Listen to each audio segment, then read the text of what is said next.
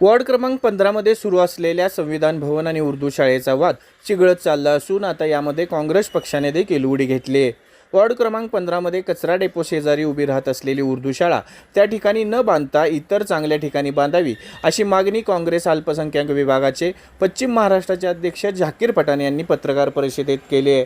तसेच कोणाच्या अट्टहासासाठी ही जागा त्या ठिकाणी बांधण्यात येत आहे, त्या ठिकाणी असलेला कोंडवाडा कुठे आहे, सोबतच ज्यांनी उर्दू हायस्कूलच्या शेजारी शाळा सुरू असताना दुसरीकडे ती शाळा घेऊन जाताना काही वर्षापूर्वी विरोध केला, त्यांनाच आता ती शाळा त्या ठिकाणाहून कचरा डेपोच्या शेजारी का घ्यावी लागते, हा प्रश्न झाकीर पठाण यांनी उपस्थित केला आहे। उर्दू शाळा ही समाजातील म्हणजे कुठल्याही समाजातील ज्याला उर्दू शिकायचं आहे तो त्या शाळेत ॲडमिशन घेईल, ज्याला इंग्रजी शिकायचं होतं त्या काळी आम्ही लहान असताना आम्ही पाहिलं आहे होली फॅमिली तिकडं कोण जात नव्हतं, पण ज्याला शिकवायचं आहे ज्या पालकाला तो पालक तिथपर्यंत येऊन सोडत होता।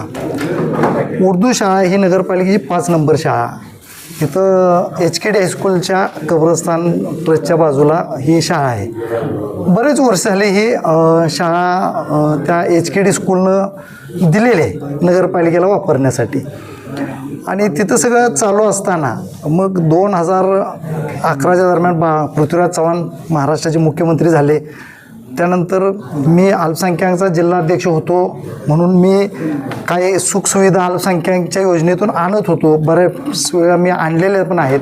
तर त्या ह्याच्यात माझ्या डोक्यात कल्पना आली, मी तत्कालीन मुख्य AO शिक्षण अधिकारी यांच्याशी चर्चा केली। आमची चर्चा झाल्यानंतर त्यांनी मला ही शाळा एक चांगल्या ठिकाणीच व्हावी म्हणून 7 नंबर शाळा सुपर मार्केटच्या समोरची शाळा आहे, त्याच्या आतमध्ये एक जागा शिल्लक आहे, पटांगण शिल्लक आहे, त्या ठिकाणी ही शाळा आपण बांधूया असं त्यांनी मला सांगितलं। मग त्या संदर्भात आम्ही त्या उर्दू शाळेत थोडीशी आम्ही चर्चा करायला गेलो, मिटिंग घेतली।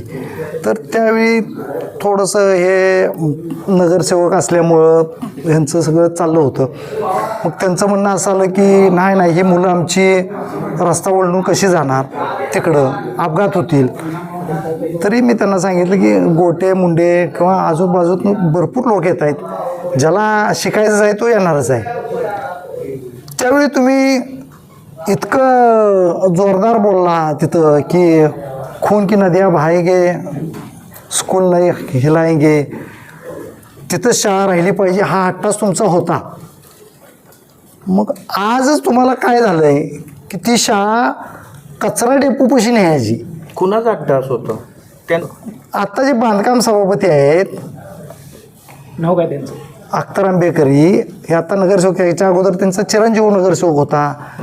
तर ह्यांनी हा अट्टास का धरावा, मुलांच्या जीवाशी आपण का खेळावं, त्या कचरा डेपोतून जे काही वायू निघत आहेत ते शरीराला घातक आहेत, म्हणजे मेडिसिनचं तिथं हे आहे, डेपो आहे, सगळं कचरा डेपो अधूनमधून जातात। मग त्याच्यातून जे काही वायू निघतो त्या वायूमुळं ह्या मुलांच्या आरोग्याला धोका निर्माण होणार आहे।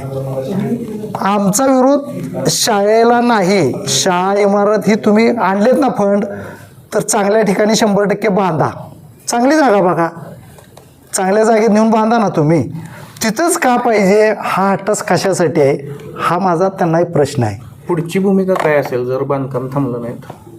नाही, आम्ही आंदोलन करणार ना, मुळात त्यांना बांधकाम करण्यासाठी हा रस्ता बदलावा लागेल आणि तो रस्ता परत कचरा डेपोतून जातोय। कचरा डेपो आपल्याला कचरा साठवण्यासाठी आता जागा कमी आहे मुळात, आणि त्या कचरा डेपोत जर परत त्यातली जागा तुम्ही रस्त्यात घालवत असला तर त्या रस्त्यात कचरा डेपोत जागा कमी होणार आहे, ते आम्ही व्हायला देणार नाही। त्या जागेतला पहिला जो आता जे संविधान भवन होतं आहे त्या जागेत पहिला कोंडवाडा होता।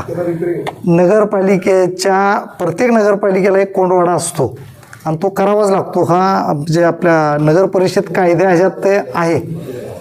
मग हा कोंडवाडा पाडला का महत्त्वाचा, आता दुसरा कोंडवाडा आहे का आणि कुणाच्या परमिशननं पाडला हाही त्यातला चौकशीचा भाग आहे तो।